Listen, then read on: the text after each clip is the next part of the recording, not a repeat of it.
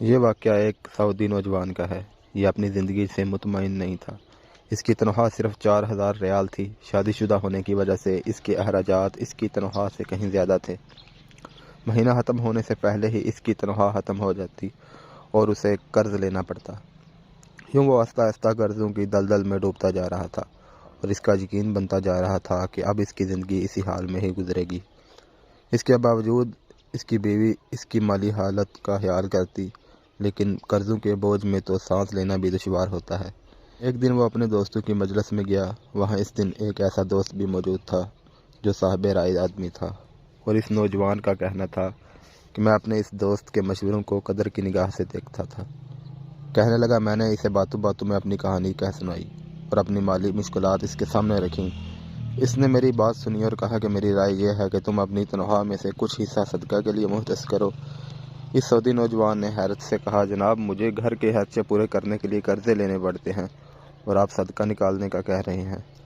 خیر میں نے گھر آ کر اپنی بیوی کو ساری بات بتائی تو بیوی کہنے لگی، تجربہ کرنے میں کیا حرج ہے، ہو سکتا ہے اللہ تعالیٰ تم پر رزق کے دروازے کھول دے۔ کہتا ہے میں نے ماہانہ 4,000 ریال میں سے 30 ریال صدقہ کے لیے مختص کرنے کا ارادہ کیا اور مہینے کے آخر میں اسے ادا کرنا شروع کر دیا۔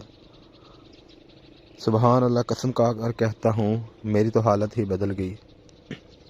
کہاں میں ہر وقت مالی ٹینشنوں میں اور سوچوں میں رہتا تھا اور کہاں اب میری زندگی گویا پھول ہو گئی تھی۔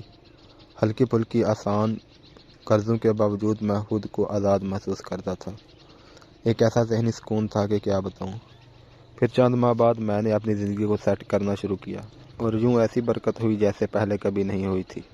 میں نے حساب لگایا اور مجھے اندازہ ہو گیا کہ کتنی مدت میں انشاءاللہ قرضوں کے بوجھ سے میری جان چھوٹ جائے گی۔ پھر اللہ نے ایک اور راستہ کھولا اور میں نے اپنے ایک عزیز کے ساتھ اس کے پراپرٹی ڈیلنگ کے کام میں حصہ لینا شروع کیا۔ میں اسے گاہک لا کر دیتا اور اس پر مجھے مناسب پرافٹ حاصل ہوتا۔